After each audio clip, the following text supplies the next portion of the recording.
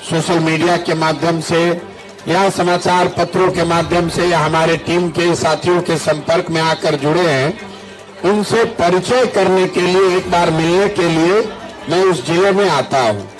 आज उसी संदर्भ में मैं कटिहार में हूं। अभी यहां पदयात्रा शुरू नहीं हो रही है। पदयात्रा सहरसा के बाद मैं सुपौल जाऊंगा, उसके बाद अररिया, किशनगंज होते हुए, पूर्णिया होते हुए कटिहार पहुंचेंगे।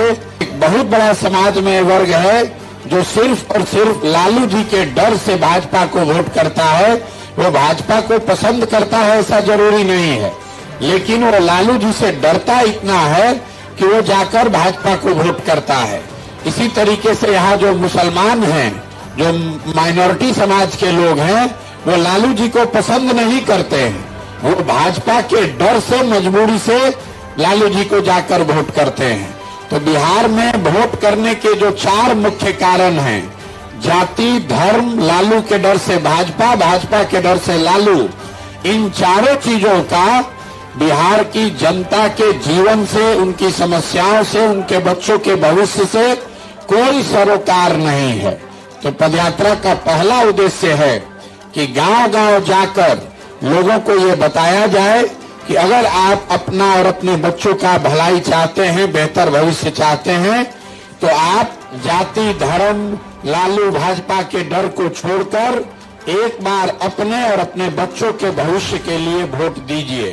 वोट जिसको भी देना है दीजिए, ये स्पष्टता से समझ लीजिए। जन सुराज अभियान में हम लोग ये नहीं कह रहे हैं कि वोट किसको देना है। पदयात्रा का उद्देश्य है जनता को ये बताना कि आप वोट जिस किसी को चाहें दें, लेकिन वो वोट अपने और अपने बच्चों के लिए दें और मुफ्त में वोट किसी को मत दीजिए। अगर वोट आपको अपने जाति को के उम्मीदवार को देना है तो दीजिए, लेकिन अपने जाति के उम्मीदवार से भी कम से कम अपने बच्चों के लिए पढ़ाई, रोजगार जरूर मांगिए। भाजपा और आरजेडी ये भी उतने ही बड़े पलटी मार। अब भाजपा को आप देख लीजिए, अभी कुछ ही महीना पहले अमित शाह आकर लौरिया में, हमको लगता है पश्चिम चंपारण में आकर चिल्ला चिल्ला कर बोले, नीतीश के लिए है भाई जनता बिहार की सुन लो। किसी ने पूछा नहीं था, बिहार के पत्रकारों ने उससे पूछा नहीं, खुदे खड़ा होकर चिल्ला रहे थे, बिहार की जनता सुन लो, नीतीश के लिए सारे दरवाजे भाजपा के बंद हैं। चुनाव के बाद कोई सवाल ही नहीं पैदा होता। चुनाव के बाद तो छोड़िए, चुनाव से पहले ही अपना उसको वापस ले लिए। ये आपको क्या दिखाता है? तो मजाक में लोग कह रहे हैं नीतीश कुमार अमित शाह दरवाजा तो ठीक है बंद किए, तो छिटकिनी लगाना भूल गए। ये बिहार की दुर्दशा क्यों?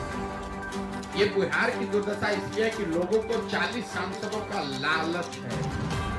हम लोग के लिए 40 सांसद ही हम लोग की दुर्गति का कारण बन गए। अफ्रीका में लोग बताते हैं कि जिस देश के पास जितना ज्यादा खनिज है, वहाँ उतना लूटमार है, उतना ज्यादा गरीबी है, क्योंकि उसी खनिज को लूटने के लिए सब गलत काम किया जाता है।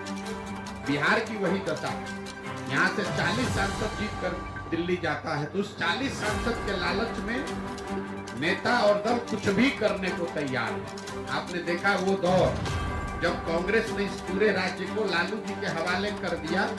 ऐसा नहीं कि कांग्रेस को मालूम नहीं था, दिल्ली बैठे हुए लोगों को मालूम नहीं है कि बिहार में कितनी गरीबी, बदहाली या जंगल राज है। तो इसलिए उन्होंने आंख बंद किया कि लालू जी यहाँ जो करना है करते रहे। 20-25 सांसद हमारा जीत कर यूपीए में बना रहे।